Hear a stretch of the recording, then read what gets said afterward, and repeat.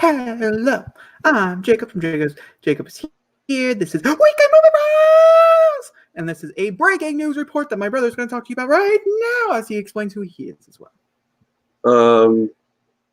Hello, I'm Ray.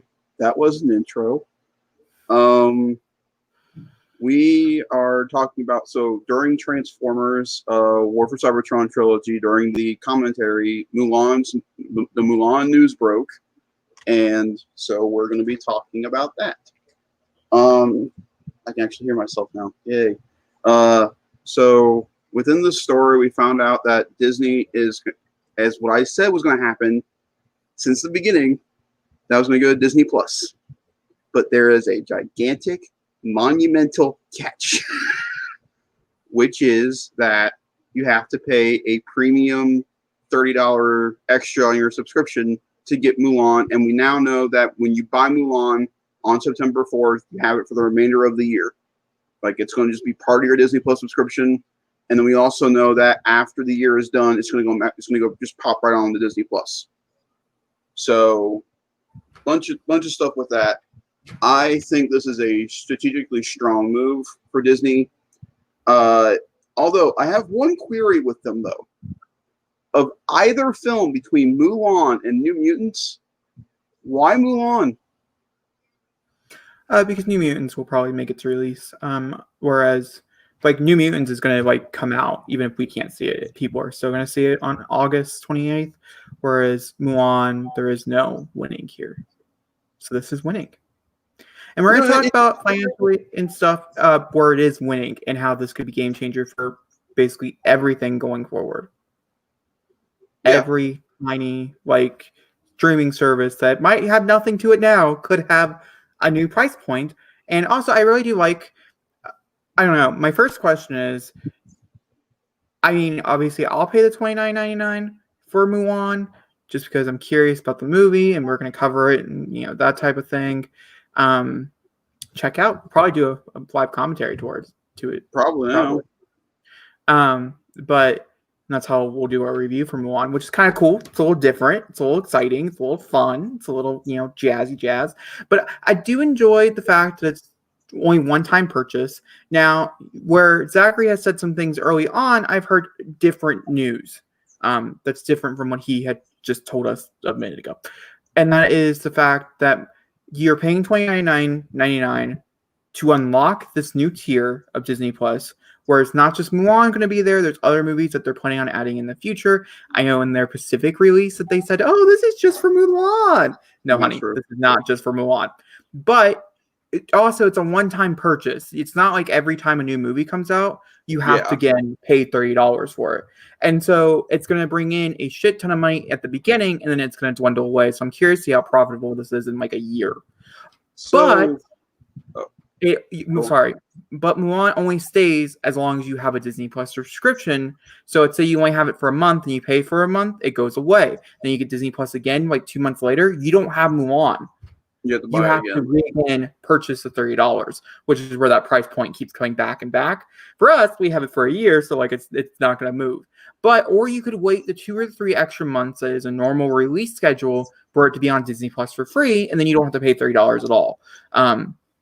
So the other thing I know about this is that you have to have Disney Plus in order to do this. You have to be a subscriber. Which is a key thing. I think they really haven't really described that with this whole thing, is that you can't just buy Mulan and not have Disney Plus. You have to have the subscription service in order to get the movie. Luckily for us, you're not buying Mulan, you're just upgrading yourself to a different tier where you can unlock these movies, which could include Black Widow in the future. That's where I was going with this. I think this is their way of laying it out just in case November can't hit. I still think they could push it to February and it'd be fine, but I would understand, and this would be kind of cool. Yeah, and what if they do that? What if they do Black Widow in this direction, to where they're going to do a simultaneous theater and Disney Plus subscription release, where you can either pay the exorbitant amount of money to go see it in the theater for $30, or stay at home and watch it for $30.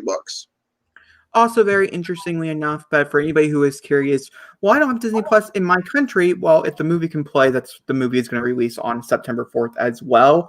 in those theaters. It's just where Disney Plus is at. There is no plan to release them here unless movie theaters are open. There is a rumor that Mulan will do a simultaneous. You can go see it at theaters, or you can watch it at home for $30.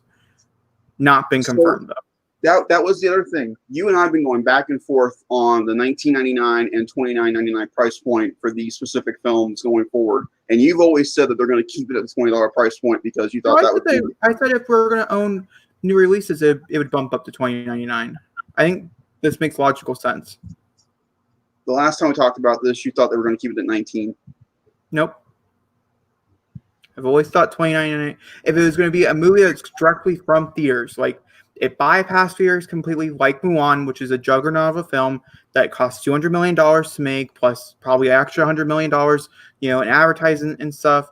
That you need to pay the extra $10 for them to make any type of profit on this. So then let me ask you a question: if New Mutants was the one coming out on Disney Plus and not Mulan, do you think $30 would be too much? I don't know. That's a good question. I don't really know. That's a really good question. To be honest with you, probably. Yeah, I would say so. Yeah, no. Because I think the right price point for juggernaut movies such as Mulan, Black Widow, that type of thing.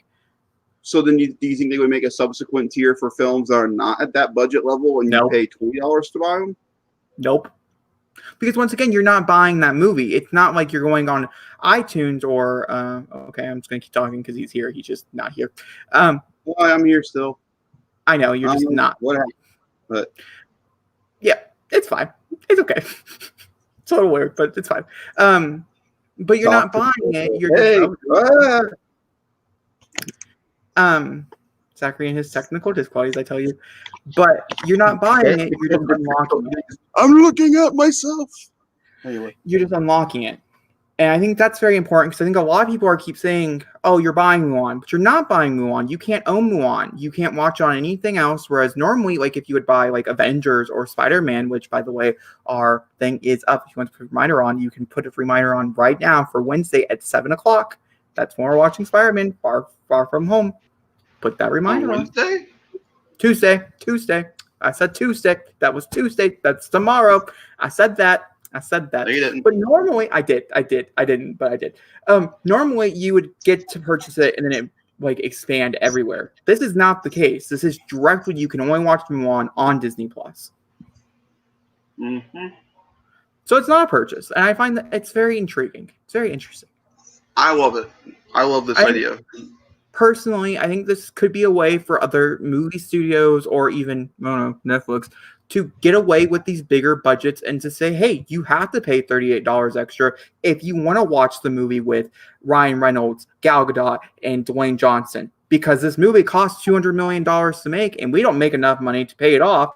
So now you have to pay the extra $30 and it's exclusive. I think what you said is completely true. This is going to change a lot of things. And I think the one we talk about the most is Netflix. I think that they're going to be making a brand new tier on Netflix probably by 2022 to where Stranger Things, all their Netflix original content, including film, are going to be on a new exclusive tier. And everything that's not Netflix original is going to be on the regular tier that we currently have. So if you want to watch Stranger Things, like the brand new season, you have to pay. Let's say for some odd reason they do $25.99 a month.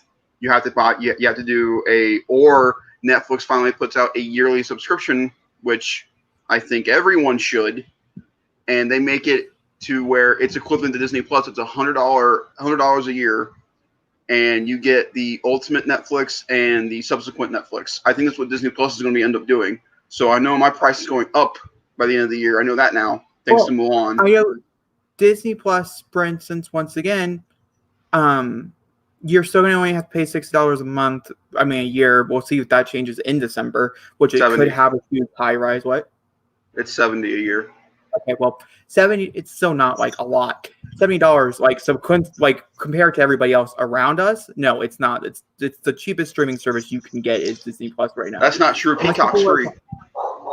Well, yeah, I guess no, not technically. If you want commercials or if you want the premium content, you have to pay extra for both of those for $20 yeah, but it's more. not. Did Peacock but it's do not this like. first? Huh? Did Peacock do this first? I mean, Because it's. Sorry, go. Sorry. No, There you go. No, you go. You Okay, go. I'll go. if you want the premium content, if you want to watch Peacock originals, which by the way, I've seen a few of them, I don't recommend them. So like honestly, it's not really worth the penny. But if you want it, you have to pay the extra money, which I think is now like $40 or something like that. But when I got it, it was $20. Or you can even bump it up even further if you don't want commercials. But commercials are fine. Like I mean, it's not like you're gonna die. Commercials feel like I'm watching regular TV again. Hence why I don't mind commercials. No, I mind commercials. I just don't like them, but I'll deal with them. I don't. I really think we are now in a place in time to where if your subscription service allows you to have free content, but the only way they can make that revenue back is with ads, then don't be back. Like for us, we're YouTube content creators. Our ads, when we have them, benefit the channel. So therefore, I never complain about YouTube ads anymore either. Because one of my favorite apps ever is Tubi. It is a TV-based app, and I get to watch every Transformers series known to man with 3 or 4 commercials between the shows. It's not bad. It just means that I get my content for free and still ain't going to go through the revenue. But back to the point here. Wonder Woman 84 is going to hit HBO Max. Not necessarily. Once again, this is all going to be based on Mulan. Simply could not be pushed anymore. They couldn't put out a new release date. It's been too many times. New Mutants, I think, once again, was obligated to be able to be released because it was a Fox property. I think under contract, they had to try to release it in theaters. Mulan's not the same case. And either way, they're still making money overseas because it still can get released in China like normal, like a normal release, and it can still just do fine over there. But, you know, I do think the more and more this becomes a thing, the more and more pirating is going to become such a huger thing again. Yeah. Because I think it has dwindled off a lot over the past few years. But I think it's going to become even more rampant than it has. I don't think Warner Brothers would be in such a predicament right now if it wasn't for Christopher Nolan. I think if Nolan would have realized that his film, no matter how much of a grandiose film he wants it to be, I don't think anyone's going to go see Tenet in theaters. I really don't. I mean, honestly, if I'm going to be honest with you, I'll go see Tenet in theaters. I'm not specifically talking about you. I understand that you really want the theater experience again. I get it. But I'm thinking about it from a mass standpoint. I was listening to a podcast I was listening to about film, and they were saying Mulan's not going to make a dent with Tenet when it comes out that weekend. That's a bunch of bullshit. I think if Mulan does well, I think Mulan will make more than Tenet opening weekend simply from sales-wise. I really do. You have to think about it. Tenet's box office numbers are not going back directly to Warner Brothers, whereas Mulan would say every penny's going to Disney. There was somebody on Twitter, let's see here, who had specifically said that if, let's say, 14 million subscribers decide to go with the $29.99 out of the 60 million subscribers that Disney Plus has, it's going to make $400 million opening weekend just by that number. That's only 14 million, which is only 24% of the current amount of subscribers. If you double that, it's 800 million. It could make $1 billion in its opening weekend without even knowing it made $1 billion because people are like, new content. Now, not everybody can afford $29.99, and I think a lot of people are going to wait for reviews to see if it's even worth it, if the movie itself is worth the extra penny. But here's my thing when it comes to it. You're basically spending popcorn, a large popcorn. Well, you know, I mean, logically makes sense. Yeah. And drinks for Tenet is the same amount as spending for a one-time purchase only to watch Mulan whenever you want. I think that's the important thing here to realize is that with Tenet, you know, once you see the movie and pay for it, you have to pay for it again if you want to go watch it again. With Mulan, once you pay for it, that's an indefinite role. You can go to whatever you want. And so I honestly think that Mulan is going to do better. We're going to see how much it did wise between Tenet and Mulan. But I don't think Tenet's going to make a dent. I really don't. We'll see. I think New Mutants will determine whether or not how well Tenet's going to do. it also will determine on how many theaters are open. If there's not a lot of theaters open, it's not going to make a dent anyways. It's going to be just playing in those select theaters, and they don't have the fallback of such as Universal and Paramount, which had just come out and said that they're suggesting on limiting their release schedule as well, in theaters. They don't have the 17 days. Oh, then you can see it. No, Tenet will be in theaters for 90 days before it can get even released on HBO Max or anything like that. And it won't be an exclusive on HBO Max because it's going to go through PVOD and then onto HBO Max. Unless it truly does horrible and then it'll get pulled early, which is also very. Yeah. And I think Warner Brothers know that if they were to put this film right now smack down on HBO Max, they would no longer work with Christopher Nolan. Nolan would not work with Warner Brothers anymore. Because his entire thing is a theatrical experience. And if he sees his film that's been through the ringer to get to there where we are right now, to a theater, and just put on HBO Max, he would never work with Warner Brothers again. And I don't think they want to lose him because he makes them a lot of money. All right, so the next story, and by the way, this is like a mini tiny podcast. There's just a few stories that I just really wanted to talk about, like right now type of thing. And we weren't going to have a podcast this week. We have one from us. It's complicated. Don't worry about it. So basically, the next story is movie studios can now own movie theaters. This was a brand new thing. This has been in play, like a federal judge terminated it, and it's been like movie studios have not been own movie theaters for 74 years or something like that. It's like a very long time, and it just got terminated. Movie studios now can own movie theaters in 2 years. Also in 2 years, there will be no block booking, which block booking and like theater lingo is where, let's say, Avengers Endgame came out or whatever, but there's another smaller Disney movie, and Disney's like, you, in order to get Avengers Endgame in your theater, you also have to buy this movie as well. That will no longer be a thing. You're only selling one movie instead of selling like 3 movies at once. And there's also no circuit dealing, which means if 2 theaters are really close to one another, only one theater can play that movie where another theater is not allowed. Now they both can play the same movie, even if they're like across the street type of thing.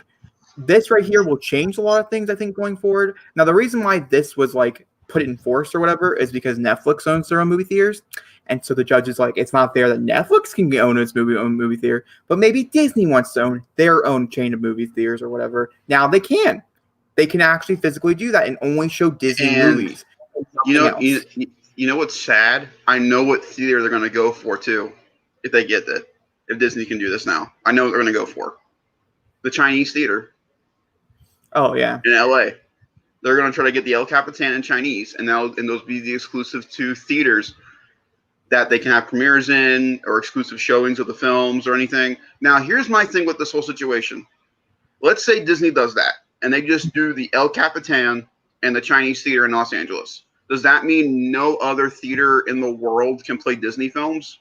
So technically, that is kind of how it goes for Netflix. Under Netflix like provision, is only Netflix can show Netflix movies there, and they can't show them anywhere else. Disney's a little different. I don't know. It doesn't specifically say in the order. I think if they're releasing their own set of Disney like own movie theaters, yeah, probably. And more likely they're going to try to put some in other places as well that are like more rural as well. I think most movie theaters, however, are probably going to go down the road of investing in movies theaters. Like Paramount might invest in AMC or something like that. Instead of owning AMC, they have a profit there to make sure it does well so they can continue to like earn money, and maybe they'll have like an official deal or something like Universal has, something much more along those lines. I think Disney's the only one who I could possibly see saying, we're going to buy our own movie theater chain. Why not? Let's do it. You want to see a Marvel movie? You can only go to Regal theaters to go see Marvel movies. Like, who knows where this could happen. And this will happen in 2 years, by the way. It cannot happen tomorrow, but in the next 2 years, this could be like fully fruition. That's crazy. Which is why I wanted to bring it up, because it was mind-boggling, and I was like, I need to talk about this. But honestly, it was just more like putting it out there. We'll see where this goes. This is obviously a very long-winded, like we're going to be covering this for several months. So, as Doctor Strange said once in a great film, we're in the end game now. Okay, speaking of Endgame, Speaking of, not Disney. Sorry, not sorry. Let's talk about Avengers Beta, which dropped on Friday. Now, Zachary, I'm going to let you go first with this. so I'm gonna be completely honest. I have been very excited for this. I downloaded it Thursday to get ready for Friday. It was supposed to drop at 9 p.m. Friday night, but it dropped at 8 in the morning on Friday, and so I only got to play it for about 2.5 out of the 3 days. So I didn't get to do everything. Like I finished the main story stuff Saturday night. That being said, I thought the A-Day demo that we've seen for about a year now was incredible. I thought it was very, very strong. I thought every character got showed off very, very well. Thor being my favorite of the characters we couldn't play in the beta. I love Thor. I love the way his hammer felt. It felt like throwing the axe in God of War. It was very satisfying to bring that sucker back. But my favorite character in the entire beta was Iron Man. Even between the 8-day demo and when you can play them again, I thought the flying controls were very smooth.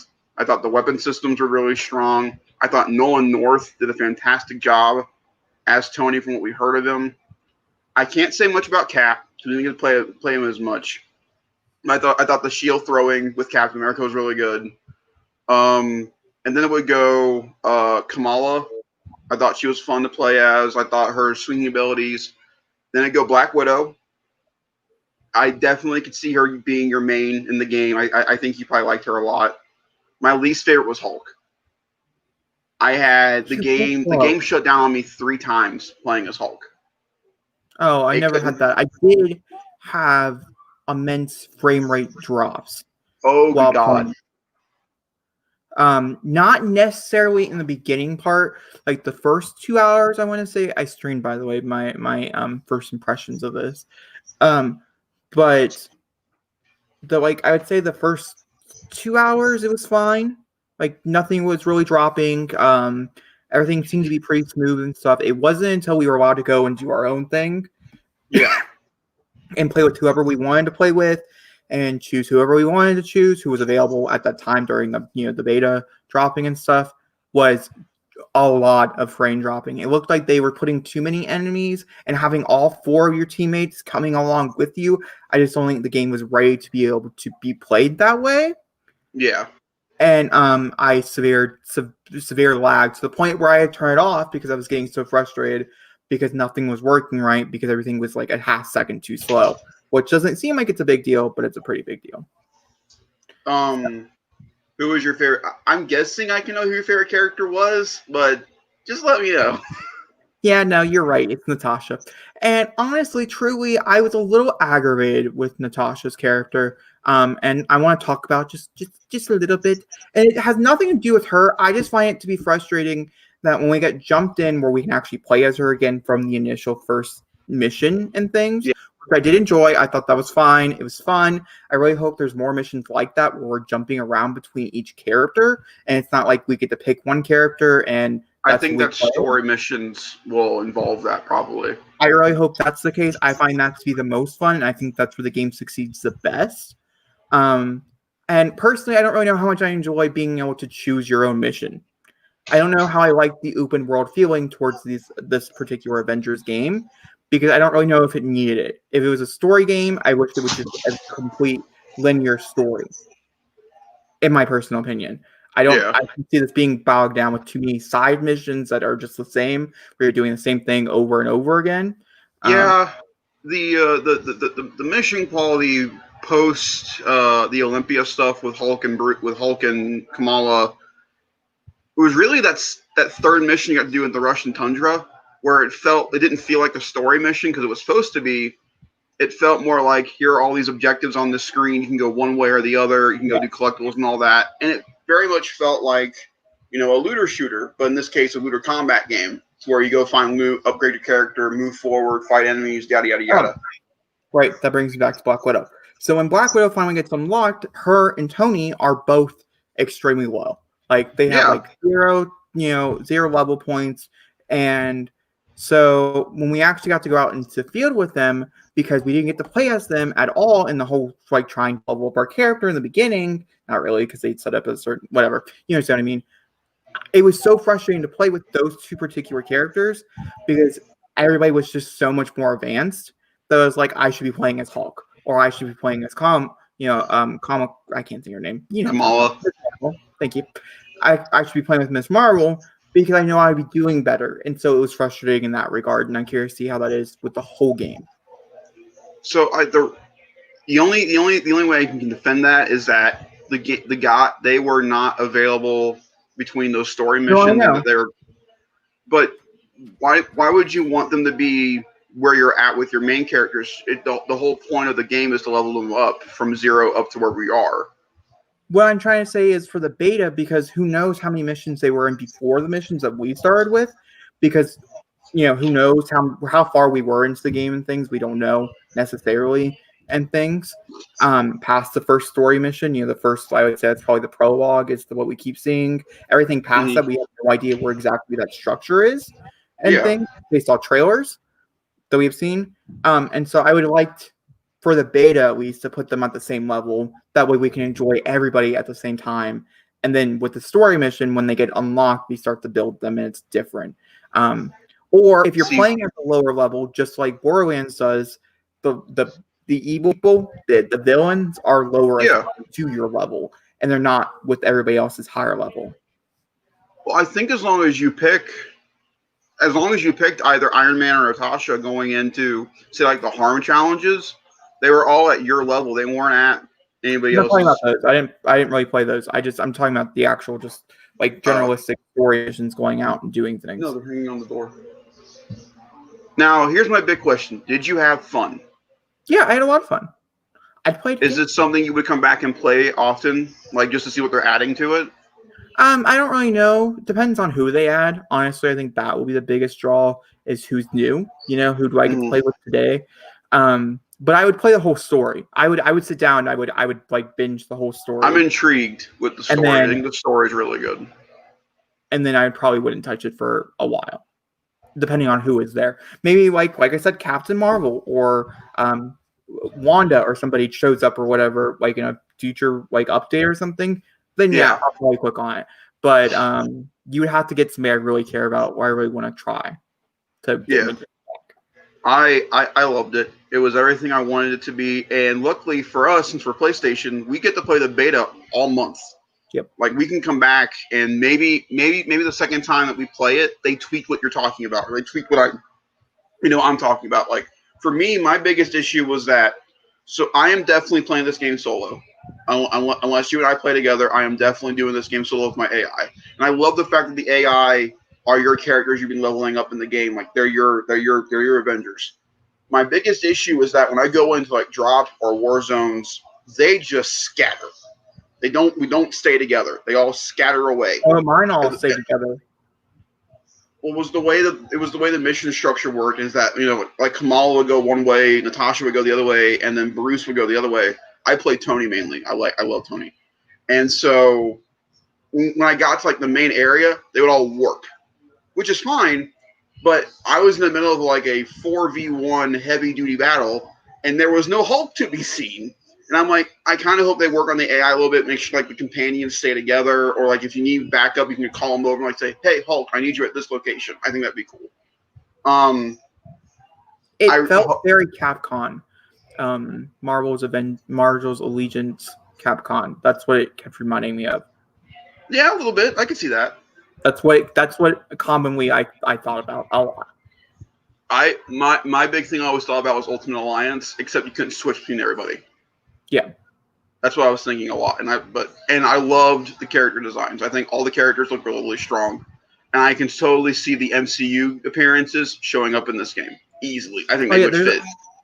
I have a strong feeling that we'll get some type of skin or something, or maybe when Black Widow does come out, there will be exclusives to this game, because it is Avengers, it's the Marvel Studios Avengers. I'm assuming that there's probably some type of like deal, just like with Spider-Man, with PlayStation 4 Spider-Man. Yeah, the whole Spider-Man thing is causing more of a ruckus than it needs to. Still. Well, check out our podcast to know Zachary's ruckus about it. But yeah, I think that's everything. I also wanted to give a huge shout out to everybody who came over and watched the War for Cybertron series with me. I thought it went very, very well. We got through all 6 episodes in 2 parts. Just my overall thoughts on that show. Once again, since we got everybody here and you're here now, I can actually talk about it with you. I love the show. I thought it was very strong. This is what this show has done. This is now one of my favorite characters in Transformers. Magnus, if you watch the show, very, very good character. And then, you know, I don't know. I'm excited and nervous about season 2. Because season 2, we get to Earth. Earth means humans. This show is so strong because there were no humans. I'm really worried humans are going to boggle the story down. I'm really nervous. Although I do want to mention this real quick. This is kind of important to film, to TV, to voice acting in general. Peter Cullen was denied twice to play Optimus in this show. And he is the original voice of Optimus Prime. He is the voice. He was denied twice because they felt like his voice was too old, too rusty, and it wouldn't work for a younger Prime. Him and Frank Welker talked about this. They were denied. Frank wasn't even asked to be in the show. Are they in the show? No, neither. 2 different people play Optimus and Megatron. And yeah, it's weird. There was a whole panel about it, and Peter Cullen got into it with the director of Bumblebee when they were making the movie about how he felt that he finally got to do his version of Prime in a movie, but he was undercut in the film. Which, in the director's point of view, it's called Bumblebee, not Prime and Bumblebee. So I understood that. I understood it there. But Frank Welker was very pissed about War for Cybertron. He wanted to play Megatron in this version of the show, of lore. And so, yeah, I think if you have legacy actors for your thing, like we talked about Scooby-Doo with Matthew Lillard for Shaggy, if you have them around still, let them do their roles. They're not going to be around much longer. Like Frank Welker could have been Freddy and Scooby in the Scoob movie, and instead they went with big name actors to play these roles. And to me, it's a disservice to both Peter Cullen and Frank Welker to not have them playing Optimus and Megatron. The guys who did Megatron and Optimus were fine, but I could just every time I heard, I'm like, that could have been Cullen, could have been Welker. Frank Welker did play Scooby-Doo. He played Scooby, yeah, but he could have played Fred too. He played Fred in the original cartoon. Play Fred. It's much fine for like an animated TV show, but for a movie, I would want a different actor. But yeah, that's Shaggy, it. I do agree with. I think that was a disservice, just because Matthew Lillard's been the character since 2002, and he's done every single animated thing that there is that you could possibly do from then on. And that's my point. Peter Cullen's been Prime since '84. He has the right to do it if he wants to. But yeah, I mean, make sure you take care of your legacy people because you don't know when they're going to be gone. Star Wars, I'm looking at you. I think that's the way to end the show. Okay. Well, let's go ahead and do that outro, Let's do it. Let's do it. Let's do your outro, Zachary. Do it. Make sure you like, subscribe, comment. Make sure to let us know what you're doing about everything in the world of film. Make sure to let us know what you thought of the Avenger video. Who is your main for the game going forward? What do you think about the whole Mulan situation? What do you think about the whole Disney Studios creating a theater situation? And, make sure to like, rate, and subscribe to us on our podcast feed.